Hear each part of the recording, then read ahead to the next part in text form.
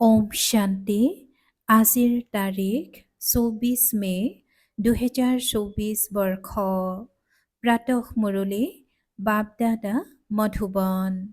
আজিৰ পিতাৰ অমৃতবাণী হৈছে, মৰমৰ সন্তানসকল, দেহী অভিমানী পিতাই তোমালোকক দেহী অভিমানী হোৱাৰ পাঠ পঢ়ায়। তোমালোকৰ পুৰুষাৰ্থ হৈছে দেহ অভিমান ত্যাগ কৰা। আৰু আজিৰ প্ৰশ্ন, দেহ অভিমানী হ'লে প্ৰথমে কোনটো বেমাৰৰ উৎপত্তি হয়? পিতাই উত্তৰত কৈছে, নাম ৰূপৰ। এইটো বেমাৰেই বিকাৰী কৰি তোলে। সেয়েহে পিতাই কয়, আত্মা অভিমানী হৈ থকাৰ অভ্যাস কৰা। এই শৰীৰৰ প্ৰতি তোমালোকৰ আসক্তি থাকিব নালাগে। দেহৰ আসক্তি ত্যাগ কৰি এজন পিতাক স্মৰণ কৰা, তেতিয়া পাৱন হৈ যাবা। পিতাই তোমালোকক জীৱন বন্ধনৰ পৰা জীৱন মুক্ত হোৱাৰ উপায় শুনায়। এয়াই হৈছে পঢ়া। ওম শান্তি। আত্মিক পিতাই কৈ আছে যে আত্ম অভিমানী বা দেহী অভিমানী হৈ বহিব লাগে। কাক স্মৰণ কৰিব লাগে? পিতাক। পিতাৰ বাহিৰে আন কাকো স্মৰণ কৰিব নালাগে। যিহেতু পিতাৰ পৰা বেহদৰ উত্তৰাধিকাৰ পোৱা যায়, গতিকে তেওঁক স্মৰণ কৰিব লাগে। বেহদৰ পিতা আহি বুজায়, দেহী অভিমানী হোৱা, আত্ম অভিমানী হোৱা, দেহ অভিমান ত্যাগ কৰি গৈ থাকা। আধাকল্প তোমালোক দেহ অভিমানী হৈ আছিলা, আকৌ আধাকল্প দেহী অভিমানী হৈ থাকিব লাগে। সত্যযুগ ত্ৰেতাত তোমালোক আত্ম অভিমানী আছিলা। তাত এইটো বোধ থাকে যে আমি আত্মা, এতিয়া এই শৰীৰ বুঢ়া হ'ল, এতিয়া ইয়াক ত্যাগ কৰিব লাগে, এয়া সলনি কৰিব লাগে, অৰ্থাৎ সাপে মুঠ সলোৱাৰ দৃষ্টান্ত। তোমালোকেও পুৰণা শৰীৰ ত্যাগ কৰি অন্য শৰীৰত প্ৰৱেশ কৰা, সেয়েহে তোমালোক এতিয়া আত্ম অভিমানী হ'ব লাগে। আত্ম অভিমানী কোনে কৰি তোলে? পিতাই। যিজন সদায় আত্ম অভিমানী, তেওঁ কেতিয়াও দেহ অভিমানী নহয়। যদিও এবাৰেই আহে, তথাপি দেহ অভিমানী নহয়, কিয়নো এই শৰীৰটিটো আনৰ অৰ্থাৎ ঋণত লোৱা হৈছে। এই শৰীৰৰ প্ৰতি তেওঁৰ আসক্তি নাথাকে। পিতাই কৈছে যে যদিও এবাৰেই আহে, তথাপি দেহ অভিমানী নহয়, কিয়নো এই শৰীৰটো আনৰ ঋণত লোৱা নহয়। এই শৰীৰৰ প্ৰতি তেওঁৰ আসক্তি নাথাকে। ঋণত লোৱাজনৰ আসক্তি নাথাকে। এইটো জানেই যে এই শৰীৰটো এৰিব লাগে। পিতাই বুজায়, মইহে আহি তোমালোক সন্তানসকলক পাৱন কৰি তোলো। তোমালোক সতোপ্ৰধান আছিলা, আকৌ তমোপ্ৰধান হলা। এতিয়া পুনৰ পাৱন হ'বৰ কাৰণে তোমালোকক মোৰ সৈতে যোগযুক্ত হ'বলৈ শিকাওঁ। যোগ বুলি নকৈ স্মৰণ কৰা বুলি কোৱাটো ঠিক। স্মৰণ কৰিবলৈ শিকাওঁ। সন্তানে পিতাকক স্মৰণ কৰে। সন্তানে পিতাকক স্মৰণ কৰে। স্মৰণ কৰিবলৈ শিকাওঁ। সন্তানে পিতাকক স্মৰণ কৰে। এতিয়া তোমালোকেও পিতাক স্মৰণ কৰিব লাগে। আত্মাই স্মৰণ কৰে। যেতিয়া ৰাৱণ ৰাজ্য আৰম্ভ হয়, তেতিয়া তোমালোক সন্তানসকল দেহ অভিমানী হৈ যোৱা। পুনৰ পিতা আহি আত্মা অভিমানী কৰি তোলে। দেহ অভিমানী হ'লে নাম ৰূপত আবদ্ধ হৈ যোৱা, বিকাৰী হৈ যোৱা। নহ'লেতো তোমালোক সকলো নিৰ্বিকাৰী আছিলা। আকৌ পুনৰ্জন্ম লৈ লৈ বিকাৰী হৈ যোৱা। জ্ঞান কাক, ভক্তি কাক কোৱা হয়? এয়াতো পিতাইহে বুজায়। ভক্তি দাপৰৰ পৰা আৰম্ভ হয়, যেতিয়া 5 বিকাৰৰূপী ৰাৱণৰ স্থাপনা হয়। ভাৰততেই ৰাম ৰাজ্য আৰু ৰাৱণ ৰাজ্য বুলি কোৱা হয়। কিন্তু এইটো নাজানে যে কিমান সময় ৰাম ৰাজ্য আৰু কিমান সময় ৰাৱণ ৰাজ্য চলে। এই সময়ত সকলো তমোপ্ৰধান পাথৰ বুদ্ধিৰ জন্মই হয় ভ্ৰষ্টাচাৰৰ পৰা। সেইকাৰণে ইয়াক বিকাৰী সৃষ্টি বোলা হয়। নতুন সৃষ্টি আৰু পুৰণি সৃষ্টিৰ মাজত দিন ৰাতিৰ পাৰ্থক্য আছে। নতুন সৃষ্টিত একমাত্ৰ ভাৰতেই আছিল। ভাৰতৰ দৰে পবিত্ৰ আৰু কোনো খণ্ডই হ'ব নোৱাৰে। আকৌ ভাৰতৰ দৰে অপবিত্ৰও কোনো নহয়। যি পবিত্ৰ তেওঁলোকেই। আকৌ অপবিত্ৰ হয়, আকৌ পবিত্ৰ হয়। তোমালোকে জানা যে দেৱী দেৱতাসকল পবিত্ৰ আছিল। পিতাই কৈছে যে তোমালোকে জানা যে দেৱী দেৱতাসকল পবিত্ৰ আছিল, আকৌ পুনৰ্জন্ম লৈ লৈ অপবিত্ৰ হৈ গৈছে। তেওঁলোকে সকলোতকৈ অধিক জন্ম লয়। তেওঁলোকে সকলোতকৈ অধিক জন্ম। পিতাই কৈছে যে ভাৰতেই ৰাম ৰাজ্য আৰু ৰাৱণ ৰাজ্য বুলি কোৱা হয়। কিন্তু এইটো নাজানে যে কিমান সময় ৰাম ৰাজ্য আৰু কিমান সময় ৰাৱণ ৰাজ্য চলে।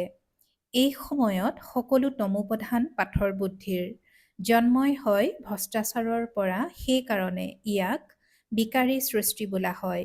নতুন সৃষ্টি আৰু পুৰণি সৃষ্টিৰ মাজত দিন ৰাতিৰ পাৰ্থক্য আছে। নতুন সৃষ্টিত একমাত্ৰ ভাৰতেই আছিল। ভাৰতৰ দৰে পবিত্ৰ আৰু কোনো খণ্ডই হ'ব নোৱাৰে। আকৌ ভাৰতৰ দৰে অপবিত্ৰও কোনো নহয়। যি পবিত্ৰ তেওঁলোকে আকৌ অপবিত্ৰ হয়, আকৌ পবিত্ৰও হয়। তোমালোকে জানা যে দেৱী দেৱতাসকল পবিত্ৰ আছিল, আকৌ পুনৰ্জন্ম লৈ লৈ অপবিত্ৰ হৈ গৈছে। এওঁলোকেই সকলোতকৈ অধিক জন্ম লয়। পিতাই বুজাই, মই বহুত জন্মৰ অন্তিম জন্মৰো অন্তৰ সময়তহে আহোঁ। এই প্ৰথম নম্বৰৰ জনেই 84 জন্ম পূৰা কৰি যেতিয়া বানপ্ৰস্থ অৱস্থা পায় তেতিয়া মই প্ৰৱেশ কৰোঁ। ত্ৰিমূৰ্তি ব্ৰহ্মা বিষ্ণু শংকৰো আছে, কিন্তু তমোপ্ৰধান হোৱা বাবে কোনেও নাজানে। কাৰো জীৱন বৃত্তান্ত কোনো মনুষ্য মাতৃ নাজানে। পূজা কৰে, কিন্তু সকলো হৈছে অন্ধশ্ৰদ্ধা। ভক্তিক ব্ৰাহ্মণৰ ৰাতি বুলি কোৱা হয় আৰু সত্যযুগ ত্ৰেতা হৈছে ব্ৰাহ্মণৰ দিন। এতিয়া প্ৰজাপিতা ব্ৰহ্মা আছে, গতিকে তেওঁৰ সন্তানো নাথাকিব জানো? এয়াও বুজোৱা হৈছে যে ব্ৰাহ্মণ কুল থাকে, ৰাজবংশ নাথাকে। ব্ৰাহ্মণ হৈছে টিকনি, অৰ্থাৎ আটাইতকৈ উচ্চ। টিকনিও দেখিবলৈ পোৱা যায়। আকৌ উচ্চতকৈও উচ্চ পঢ়াওতাজন হৈছে পৰম পিতা পৰমাত্মা শিৱ। তেওঁৰ নাম এটাই, কিন্তু ভক্তি মাৰ্গত অনেক নাম ৰাখি দিছে। ভক্তি মাৰ্গত জাক জমকতা বহুত হৈ যায়। কিমান চিত্ৰ, কিমান মন্দিৰ, যজ্ঞ, তপ, দান, পুণ্য আদি কৰে।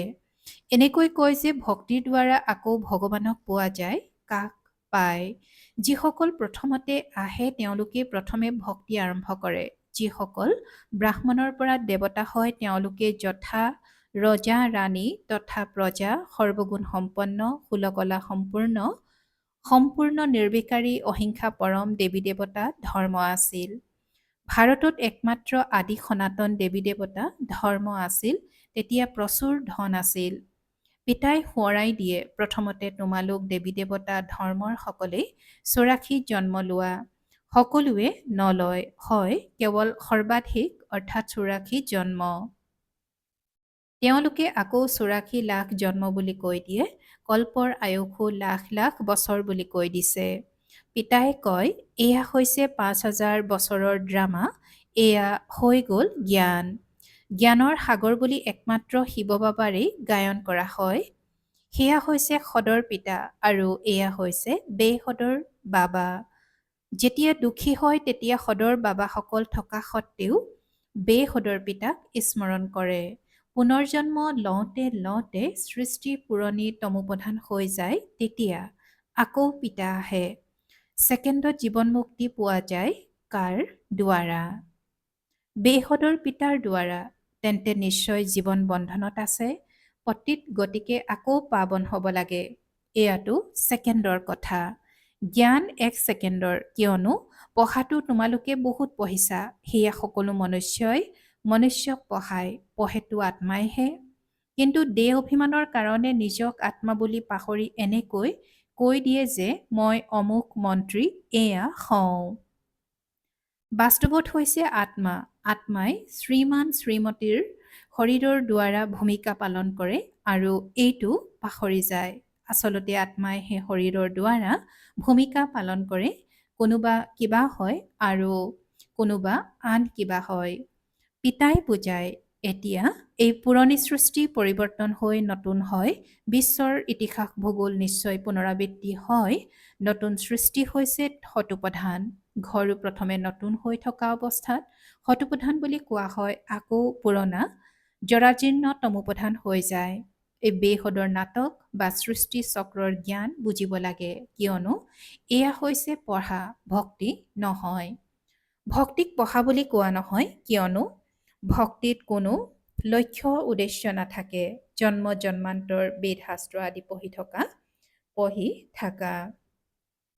ইয়াততো সৃষ্টি পৰিৱৰ্তন কৰিব লাগে, সত্যযুগ ত্ৰেতাত ভক্তি নাথাকে, ভক্তি দাপৰৰ পৰা আৰম্ভ হয়। গতিকে এই পিতাই আত্মিক সন্তানসকলক বহি বুজায়, ইয়াক কোৱা হয় আত্মিক জ্ঞান। আত্মিক জ্ঞান কোনে শিকাব? পৰম সৰ্বশ্ৰেষ্ঠ আত্মা অৰ্থাৎ পৰম পিতাইহে শিকাব। তেওঁতো সকলোৰে নহয় জানো? লৌকিক পিতাক কেতিয়াও পৰম পিতা বুলি কোৱা নহ'ব। পাৰলৌকিক পিতাকহে পৰম পিতা বুলি কোৱা হয়। তেওঁ হৈছে পৰম ধামৰ নিবাসী। পিতাক স্মৰণো এনেকৈ কৰে, হে গড, হে ঈশ্বৰ। বাস্তৱত তেওঁৰ নাম এটাই, কিন্তু ভক্তিত অনেক নাম ৰাখি দিছে। ভক্তিৰ বিস্তাৰ বহুত, সেয়া সকলো হৈছে মনুষ্য মত। এতিয়া মনুষ্যক ঈশ্বৰীয় মত লাগে। পিতাই কৈছে যে এতিয়া মনুষ্যক ঈশ্বৰীয় মত লাগে। ঈশ্বৰীয় মতেই হৈছে শ্ৰীমত। শ্ৰী শ্ৰী 108টো মালা গাঠে নহয়, এয়া পবিত্ৰী মাৰ্গৰ মালা গঠা হয়। আকৌ পুনৰ্জন্ম লৈ লৈ চিৰি তললৈ নামি কঙাল হৈ যায়। বুদ্ধি কঙাল হৈ গ'লে তেতিয়া মনুষ্য দেউলীয়া হৈ যায়। যিসকল 100% চহকী আছিল, সেইসকলেই এই সময়ত কঙাল। বুদ্ধিত তলা লাগি আছে, সেই তলা কোনে লগালে? গডৰেজৰ তলা লাগি যায়। ভাৰত যিমান প্ৰথম স্থানত আছিল, সিমান আৰু অন্য কোনো খণ্ড নাছিল। ভাৰতৰ বহুত মহিমা আছে। ভাৰত সকলো ধৰ্মৰ লোকৰে আটাইতকৈ মহান তীৰ্থস্থান, কিন্তু ড্ৰামা অনুসৰি গীতাক খণ্ডিত কৰি দিছে। ভাৰত আৰু গোটেই জগতৰে ভুল, ভাৰততেই গীতাক খণ্ডন কৰিছে, যে গীতাৰ জ্ঞানেৰে পিতাই নতুন সৃষ্টি স্থাপনা কৰে আৰু সকলোৰে সদ্গতি কৰে। ভাৰত সকলোতকৈ উচ্চ আৰু বহুত ধনৱান খণ্ড আছিল। ভাৰত সকলোতকৈ উচ্চ আৰু বহুত ধনৱান খণ্ড আছিল, যি এতিয়া পুনৰ হৈ আছে। এয়া হৈছে ওলোটা বৃক্ষ। ইয়াৰ বীজ ওপৰত আছে। তেওঁক বৃক্ষপতি বুলি কোৱা হয়। বৃহস্পতিৰ দশা বহে নহয়, পিতাই বুজায়, মই বৃক্ষপতি। যেতিয়া আহোঁ তেতিয়া ভাৰতত বৃহস্পতিৰ দশা হয়, উচ্চ হৈ যায়। আকৌ ৰাৱণ আহিলে ৰাহুৰ দশা চলে, তেতিয়া ভাৰতৰ কি অৱস্থা হৈ যায়। তাত তোমালোকৰ আয়ুসো দীঘলীয়া হয়, কিয়নো পবিত্ৰ হৈ থাকা। আধা কল্পত তোমালোকে 21 জন্ম লোৱা, বাকী আধা কল্পত ভোগী হোৱাৰ বাবে আয়ুসো কম হৈ যায়। তেতিয়া তোমালোকে 63 জন্ম লোৱা।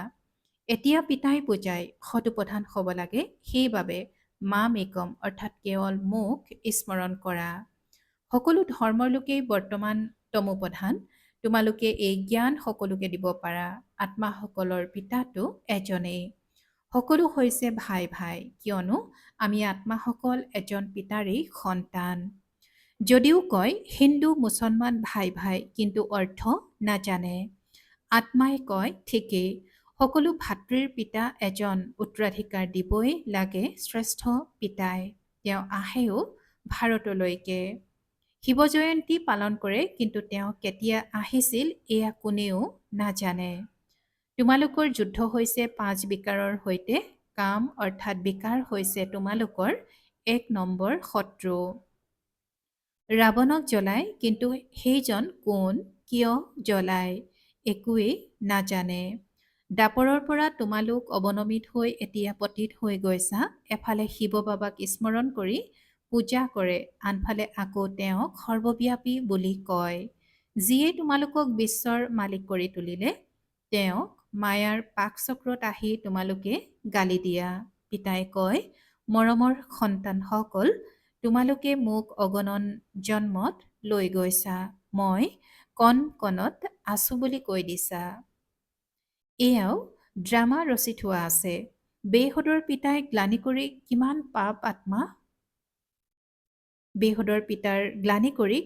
পাপ আত্মা হৈ গলা। ৰাৱণ ৰাজ্য হয় নহয়?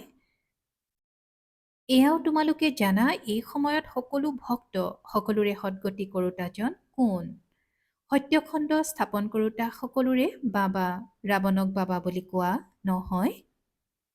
5 বিকাৰ সকলোৰে মাজত আছে, বিকাৰেৰে জন্ম হয়, সেইবাবে ভ্ৰষ্টাচাৰী বুলি কোৱা হয়। দেৱতাসকলক সম্পূৰ্ণ নিৰ্বিকাৰী বুলি কোৱা হয়। পিতাই কৈছে যে দেৱতাসকলক সম্পূৰ্ণ নিৰ্বিকাৰী বুলি কোৱা হয়। এতিয়া হৈছে সম্পূৰ্ণ বিকাৰী। যিসকল দেৱতা পূজ্য আছিল সেইসকলেই আকৌ পূজাৰী হয়। তেওঁলোকে কৈ দিয়ে যে আত্মাই পৰমাত্মা। পিতাই কয় এইটো ভুল। প্ৰথমতেতো নিজক আত্মা বুলি প্ৰতিয়ন নিয়াব লাগে। বৰ্তমান সময়ত আমি আত্মাসকল ব্ৰাহ্মণ কুলৰ, আকৌ দেৱতা কুলত যাওঁ। এই ব্ৰাহ্মণ কুল হৈছে সৰ্বোত্তম কুল। ব্ৰাহ্মণৰ ৰাজবংশ নাই, ব্ৰাহ্মণৰ টিকনি থাকে। তোমালোক ব্ৰাহ্মণ নোহোৱা জানো? সকলোৰে ওপৰত হৈছে শিৱ বাবা। ভাৰতত বিৰাট ৰূপ দেখুৱায়, কিন্তু তাত শ্ৰেষ্ঠ ব্ৰাহ্মণো নাই আৰু ব্ৰাহ্মণৰ পিতাও নাই। অৰ্থ একোৱেই বুজি নাপায়, ত্ৰিমূৰ্তি অৰ্থও বুজি নাপায়। নহ'লেতো ভাৰতৰ কুল চিহ্ন ত্ৰিমূৰ্তি শিৱহে হ'ব লাগে। এতিয়াতো এয়া হৈছে কাঁইটৰ জংঘল, গতিকে জংঘলী জন্তুৰ কুল চিহ্ন তৈয়াৰ কৰি দিছে। তাত আকৌ লিখিছে সত্যমেৱ জয়তে। সত্যৰ জয় অৱশ্যম্ভি। পিতাই কৈছে যে তাত আকৌ লিখিছে যে সত্যমেৱ জয়তে। সত্যৰ জয় আৱশ্যকীয়। সত্যযুগত এনেকৈ দেখুওৱা হয় যে বাঘে চাগে একেলগে পানী খায়। সত্যমেৱ জয়তে মানে বিজয়। সকলো মিলা প্ৰীতিৰে থাকে, অপ্ৰীতিকৰ নহয়। ৰাৱণ ৰাজ্যত অপ্ৰীতিকৰ, ৰাম ৰাজ্যত মিলা প্ৰীতিৰে থাকে। ইয়াক কোৱা হয় কাঁইটৰ জংঘল। ইজনে সিজনক বিকাৰৰ প্ৰথম নম্বৰৰ কাঁইটেৰে বিন্ধে। পিতাই কয় কাম হৈছে মহাশত্ৰু। এই বিকাৰে আদি মধ্য অন্তত অৰ্থাৎ জীৱনৰ গোটেই সময়ছোৱাতেই দুখ দিয়ে। নামেই হৈছে ৰাৱণ ৰাজ্য। আৰু পিতাই কয় এই 5 বিকাৰৰ ওপৰত বিজয়ী হৈ জগতজিত হোৱা। পিতাই আজি সন্তানসকলক কৈছে যে এই 5 বিকাৰৰ ওপৰত বিজয়ী হৈ জগতজিত হোৱা। এই অন্তিম জন্ম নিৰ্বিকাৰী হোৱা। তোমালোক তমোপ্ৰধান পতিত হৈ গৈছা, আকৌ সতোপ্ৰধান পাৱন হোৱা। গংগা কোনো পতিত পাৱনী নহয়। শৰীৰৰ ময়লাটো ঘৰতো পানীৰে ধুই পৰিষ্কাৰ কৰিব পাৰা, আত্মাটো পৰিষ্কাৰ হ'ব নোৱাৰে। ভক্তি মাৰ্গত কিমান অনেক গুৰু লোক আছে, সদ্গতি কৰোতা সদ্গুৰুটো এজনেই। পৰম পিতাও হয়, পৰম শিক্ষকো হয়, পৰম সদ্গুৰু হয়। তেওঁৱে তোমালোকক সৃষ্টিৰ আদি মধ্য অন্তৰ জ্ঞান শুনায়। ভাল বাৰু। অতি মৰমৰ কল্পৰ পাছত পুনৰাই মিলিত হোৱা সন্তানসকলৰ প্ৰতি মাতা পিতা বাপ দাদাৰ স্নেহপূৰ্ণ স্মৰণ আৰু সুপ্ৰভাত। আত্মিক পিতাৰ আত্মিক সন্তানসকলক নমস্কাৰ আৰু আত্মিক সন্তানসকলৰ আত্মিক মাতা পিতা আৰু বাপ দাদাৰ প্ৰতি স্নেহপূৰ্ণ স্মৰণ আৰু সুপ্ৰভাত আৰু নমস্কাৰ নমস্কাৰ নমস্কাৰ। আৰু আজিৰ ধাৰণাৰ বাবে মুখ্য সাৰ প্ৰথমতে সতোপ্ৰধান হ'বৰ বাবে পিতাৰ বাহিৰে আন কাকো স্মৰণ কৰিব নালাগে। দেহী অভিমানী হোৱাৰ অভ্যাস কৰিব লাগে। আৰু দ্বিতীয়তে সকলোৰে সৈতে মিলা প্ৰীতিৰে থাকিব লাগে। এই অন্তিম জন্মত বিকাৰৰ ওপৰত বিজয়ী হৈ জগতজিত হ'ব লাগে। আৰু আজিৰ বৰদান। পিতাৰ ছত্ৰছায়াত সদায় আনন্দ উল্লাসৰ অনুভৱ কৰোঁতা আৰু কৰাওঁতা বিশেষ আত্মা হোৱা। আৰু আজিৰ বৰদানৰ ব্যাখ্যা। য'ত পিতাৰ ছত্ৰছায়া আছে ত'ত সদায় মায়াৰ পৰা নিৰাপদ হয়। য'ত পিতাৰ ছত্ৰছায়া আছে ত'ত সদায় মায়াৰ পৰা নিৰাপদ হয়। ছত্ৰছায়াৰ ভিতৰলৈ মায়া আহিব নোৱাৰে, পৰিশ্ৰমৰ পৰা স্ৰোত দূৰ হৈ যাব। আনন্দ উল্লাসত থাকিব, কিয়নো পৰিশ্ৰমে আনন্দ উল্লাসৰ অনুভৱ কৰিবলৈ নিদিয়ে। ছত্ৰছায়াত থাকোঁতা এনেকুৱা বিশেষ আত্মাসকলে উচ্চ পঢ়িও আনন্দ উল্লাসত থাকে, কিয়নো তেওঁলোকৰ নিশ্চয়তা আছে যে আমি কল্পৰ বিজয়ী উত্তীৰ্ণ হৈয়ে আছোঁ। গতিকে সদায় আনন্দ উল্লাসত থাকা আৰু আনকো আনন্দ উল্লাসত থকাৰ বাতৰি দি থাকা, আৰু এয়াই সেৱা। আৰু আজিৰ শ্লোগান, যিসকলে ড্ৰামাৰ ৰহস্যক নাজানে তেওঁলোকেই বিতৃষ্ট হয়। যিসকলে ড্ৰামাৰ ৰহস্যক নাজানে তেওঁলোকেই বিতৃষ্ট হয়। ওম শান্তি। আনন্দৰূপী সম্পদেৰে সম্পন্ন সৌভাগ্যৱান আৰু প্ৰসন্নচিত্ত হ'বলৈ আজিৰ অব্যক্ত সংকেত। তোমালোক সুখ দিওঁতা, তোমালোক সুখ দেখোঁতা, সুখ দিওঁতা, সুখদাতাৰ সন্তান সুখস্বৰূপ হোৱা। কেতিয়াবা সুখৰ দোলনাত দোলা আৰু কেতিয়াবা প্ৰেমৰ দোলনাত দোলা, কেতিয়াবা শান্তিৰ দোলনাত দোলা। দুলি থাকা, তলত মাটিত ভৰি নিদিবা, দুলিয়েই থাকা। ওম শান্তি।